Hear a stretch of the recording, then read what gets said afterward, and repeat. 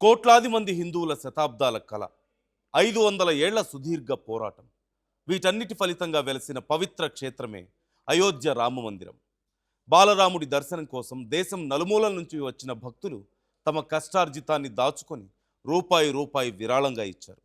కూలి పని చేసుకునే పేదవాడు సైతం భక్తితో హుండీలో కానుకలు వేశాడు. కానీ ఆ నమ్మకాన్ని కొందరు దుర్మార్గులు నట్టేట ముంచారు. భక్తుల విశ్వాసంతో చెలగాటమాడారు.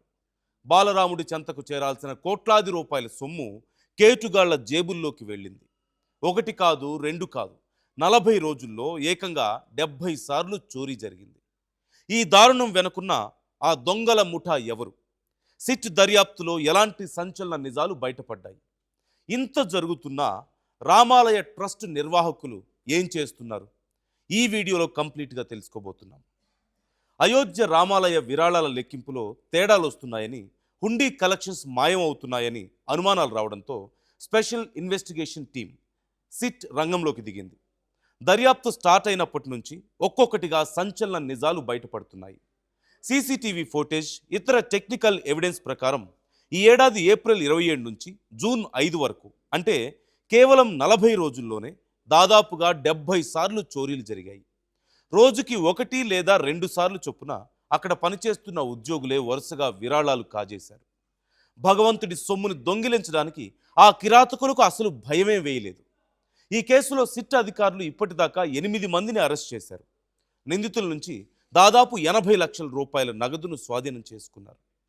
వాస్తవానికి రామమందిరంలో భక్తులు సమర్పించిన కానుకలు లెక్కించేందుకు ఒక స్పెషల్ రూమ్ ఉంటుంది. అక్కడ నిరంతరం సీసీ కెమెరాల నిఘా ఉంటుంది. అయినా సరే అక్కడ పనిచేస్తున్న ఉద్యోగులు చాలా చాకచక్యంగా వ్యవహరించారు. విరాళాల లెక్కింపు జరుగుతున్న సమయంలో ఈ ముఠాలోని ఓ ఉద్యోగి ఉద్దేశపూర్వకంగా కావాలనే సీసీ కెమెరాకు అడ్డంగా నిలబడేవాడు. కెమెరా బ్లాక్ అవగానే మిగతా సహచరులు హుండీలోని కరెన్సీ కట్టలను, విలువైన వస్తువులను అత్యంత వేగంగా దొంగిలించి తమ దుస్తుల్లో, జేబుల్లో దాచుకునేవారు. ఇంతటితో వీళ్ల ప్లాన్ ముగిసిపోలేదు. అలా దాచుకున్న డబ్బుని ఎవరికీ అనుమానం రాకుండా ఆఫీస్లోని వాష్రూమ్స్లోకి తీసుకువెళ్ళి అక్కడ ఒక సీక్రెట్ ప్లేస్లో దాచేవారు. డ్యూటీ టైం అయిపోయిన తర్వాత అంతా సర్దుకున్నాక ఎవరూ లేని టైం చూసి ఆ డబ్బును బయటకు తీసుకెళ్ళి అందరూ షేర్ చేసుకున్నారు. ఇలా 40 రోజుల్లో 70 సార్లు చేశారంటే వీళ్ళు ఎంత ప్రొఫెషనల్ దొంగలుగా మారిపోయారో ఒకసారి అర్థం చేసుకోండి. ఇంత జరుగుతున్నా అసలు రామ జన్మభూమి తీర్థక్షేత్ర ట్రస్ట్ నిర్వాహకులు ఏం చేస్తున్నారు? అంతటి పవిత్రమైన ప్రదేశంలో సెక్యూరిటీ కట్టుదిట్టంగా ఉండే చోట కేవలం 40 రోజుల్లో 70 సార్లు చోరీ జరిగిందంటే కంటి నిండా నిద్రపోతున్నారా? సీసీ కెమెరాల లైవ్ మానిటరింగ్ చేసే సిస్టమ్ లేదా?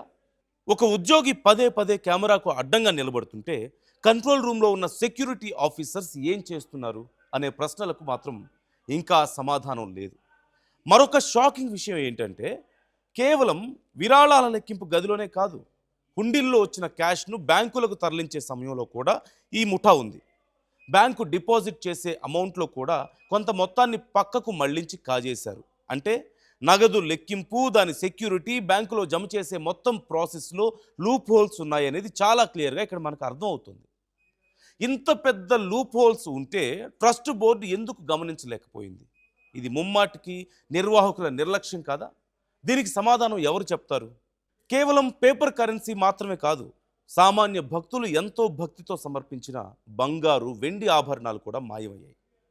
భక్తులు హుండీలో వేసిన బంగారు చెవుపోగులు, ముక్కు పుడకలు, చేతి గాజులు, వెండి కాలి గజ్జెలు లాంటి విలువైన ఆభరణాలు లెక్కల్లో కూడా భారీగా తేడాలున్నట్లుగా దర్యాప్తు అధికారులు గుర్తించారు.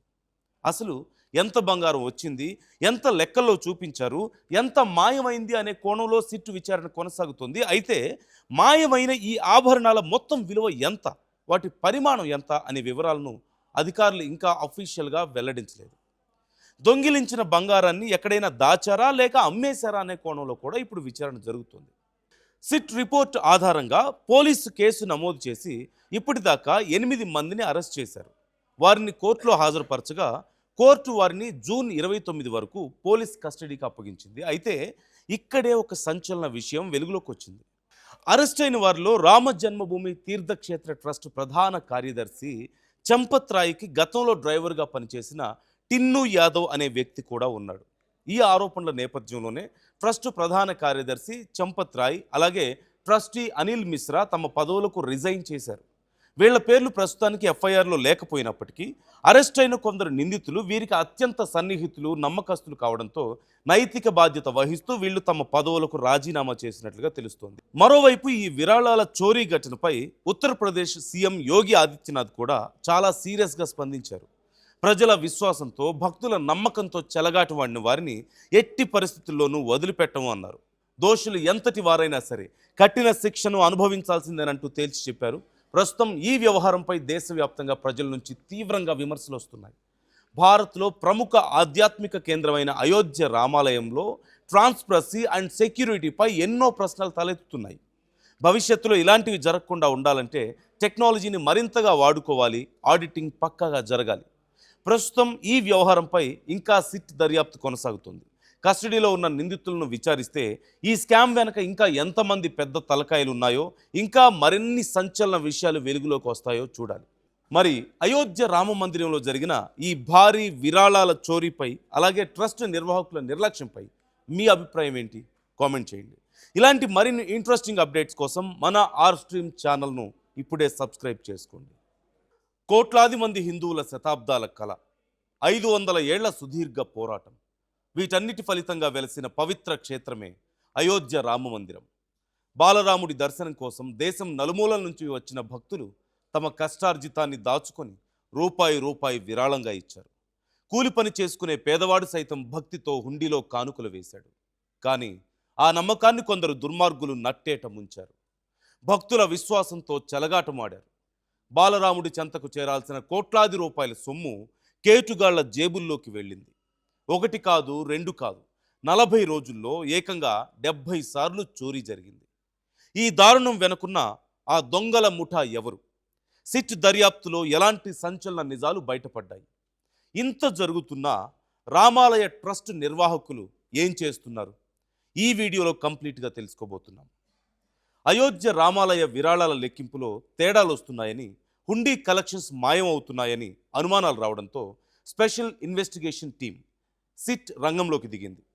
దర్యాప్తు స్టార్ట్ అయినప్పటి నుంచి ఒక్కొక్కటిగా సంచలన నిజాలు బయటపడుతున్నాయి.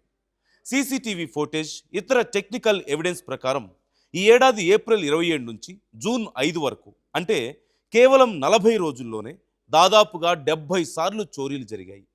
రోజుకి 1 లేదా 2 సార్లు చొప్పున అక్కడ పనిచేస్తున్న ఉద్యోగులే వరుసగా విరాళాలు కాజేశారు. భగవంతుడి సొమ్ముని దొంగిలించడానికి ఆ కిరాతకులకు అసలు భయమే వేయలేదు. ఈ కేసులో సిట్ అధికారులు ఇప్పటిదాకా 8 మందిని అరెస్ట్ చేశారు.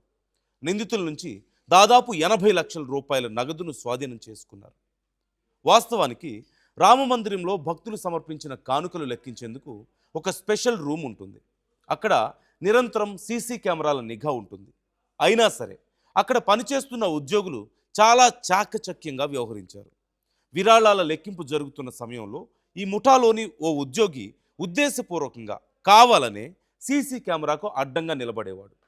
కెమెరా బ్లాక్ అవగానే మిగతా సహచరులు హుండీలోని కరెన్సీ కట్టలను, విలువైన వస్తువులను అత్యంత వేగంగా దొంగిలించి తమ దుస్తుల్లో, జేబుల్లో దాచుకునేవారు. ఇంతటితో వీళ్ల ప్లాన్ ముగిసిపోలేదు. అలా దాచుకున్న డబ్బుని ఎవరికీ అనుమానం రాకుండా ఆఫీస్లోని వాష్రూమ్స్లోకి తీసుకువెళ్ళి అక్కడ ఒక సీక్రెట్ ప్లేస్లో దాచేవారు. డ్యూటీ టైం అయిపోయిన తర్వాత అంతా సర్దుకున్నాక ఎవరూ లేని టైం చూసి ఆ డబ్బును బయటకు తీసుకెళ్ళి అందరూ షేర్ చేసుకున్నారు. ఇలా 40 రోజుల్లో 70 సార్లు చేశారంటే వీళ్ళు ఎంత ప్రొఫెషనల్ దొంగలుగా మారిపోయారో ఒకసారి అర్థం చేసుకోండి. ఇంత జరుగుతున్నా అసలు రామ జన్మభూమి తీర్థక్షేత్ర ట్రస్ట్ నిర్వాహకులు ఏం చేస్తున్నారు? అంతటి పవిత్రమైన ప్రదేశంలో సెక్యూరిటీ కట్టుదిట్టంగా ఉండే చోట కేవలం 40 రోజుల్లో 70 సార్లు చోరీ జరిగిందంటే కంటి నిండా నిద్రపోతున్నారా? సీసీ కెమెరాల లైవ్ మానిటరింగ్ చేసే సిస్టమ్ లేదా? ఒక ఉద్యోగి పదే పదే కెమెరాకు అడ్డంగా నిలబడుతుంటే కంట్రోల్ రూమ్లో ఉన్న సెక్యూరిటీ ఆఫీసర్స్ ఏం చేస్తున్నారు అనే ప్రశ్నలకు మాత్రం ఇంకా సమాధానం లేదు. మరొక షాకింగ్ విషయం ఏంటంటే కేవలం విరాళాల లెక్కింపు గదిలోనే కాదు, హుండీల్లో వచ్చిన క్యాష్ను బ్యాంకులకు తరలించే సమయంలో కూడా ఈ ముఠా ఉంది. బ్యాంకు డిపాజిట్ చేసే అమౌంట్లో కూడా కొంత మొత్తాన్ని పక్కకు మళ్లించి కాజేశారు. అంటే నగదు లెక్కింపు, దాని సెక్యూరిటీ, బ్యాంకులో జమ చేసే మొత్తం ప్రాసెస్లో లూప్ హోల్స్ ఉన్నాయనేది చాలా క్లియర్గా ఇక్కడ మనకు అర్థమవుతుంది. ఇంత పెద్ద లూప్ హోల్స్ ఉంటే ట్రస్ట్ బోర్డు ఎందుకు గమనించలేకపోయింది? ఇది ముమ్మాటికి నిర్వాహకుల నిర్లక్ష్యం కాదా? దీనికి సమాధానం ఎవరు చెప్తారు? కేవలం పేపర్ కరెన్సీ మాత్రమే కాదు, సామాన్య భక్తులు ఎంతో భక్తితో సమర్పించిన బంగారు, వెండి ఆభరణాలు కూడా మాయమయ్యాయి. భక్తులు హుండీలో వేసిన బంగారు చెవుపోగులు, ముక్కు పొడకలు, చేతి గాజులు, వెండి కాలి గజ్జెలు లాంటి విలువైన ఆభరణాలు లెక్కల్లో కూడా భారీగా తేడాలున్నట్లుగా దర్యాప్తు అధికారులు గుర్తించారు. అసలు ఎంత బంగారం వచ్చింది, ఎంత లెక్కల్లో చూపించారు, ఎంత మాయమైంది అనే కోణంలో సిట్టు విచారణ కొనసాగుతుంది. అయితే మాయమైన ఈ ఆభరణాల మొత్తం విలువ ఎంత, వాటి పరిమాణం ఎంత అనే వివరాలను అధికారులు ఇంకా అఫీషియల్గా వెల్లడించలేదు. దొంగిలించిన బంగారాన్ని ఎక్కడైనా దాచారా లేక అమ్మేశారా అనే కోణంలో కూడా ఇప్పుడు విచారణ జరుగుతుంది. సిట్ రిపోర్ట్ ఆధారంగా పోలీసు కేసు నమోదు చేసి ఇప్పటిదాకా 8 మందిని అరెస్ట్ చేశారు.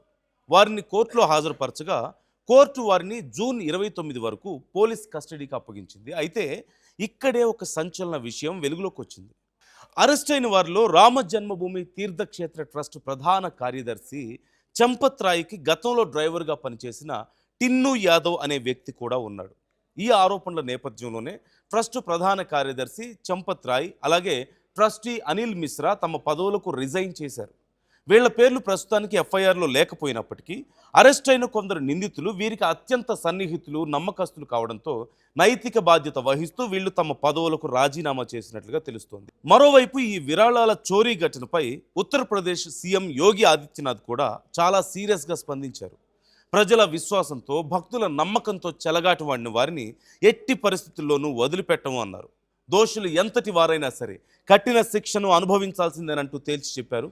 ప్రస్తుతం ఈ వ్యవహారంపై దేశవ్యాప్తంగా ప్రజల నుంచి తీవ్రంగా విమర్శలు వస్తున్నాయి. భారత్లో ప్రముఖ ఆధ్యాత్మిక కేంద్రమైన అయోధ్య రామాలయంలో ట్రాన్స్పరసీ అండ్ సెక్యూరిటీపై ఎన్నో ప్రశ్నలు తలెత్తుతున్నాయి. భవిష్యత్తులో ఇలాంటివి జరగకుండా ఉండాలంటే టెక్నాలజీని మరింతగా వాడుకోవాలి, ఆడిటింగ్ పక్కాగా జరగాలి. ప్రస్తుతం ఈ వ్యవహారంపై ఇంకా సిట్ దర్యాప్తు కొనసాగుతుంది. కస్టడీలో ఉన్న నిందితులను విచారిస్తే ఈ స్కామ్ వెనక ఇంకా ఎంతమంది పెద్ద తలకాయలు ఉన్నాయో, ఇంకా మరిన్ని సంచలన విషయాలు వెలుగులోకి వస్తాయో చూడాలి. మరి అయోధ్య రామ మందిరంలో జరిగిన ఈ భారీ విరాళాల చోరీపై అలాగే ట్రస్ట్ నిర్వాహకుల నిర్లక్ష్యంపై మీ అభిప్రాయం ఏంటి? కామెంట్ చేయండి. ఇలాంటి మరిన్ని ఇంట్రెస్టింగ్ అప్డేట్స్ కోసం మన ఆర్ స్ట్రీమ్ ఛానల్ను ఇప్పుడే సబ్స్క్రైబ్ చేసుకోండి.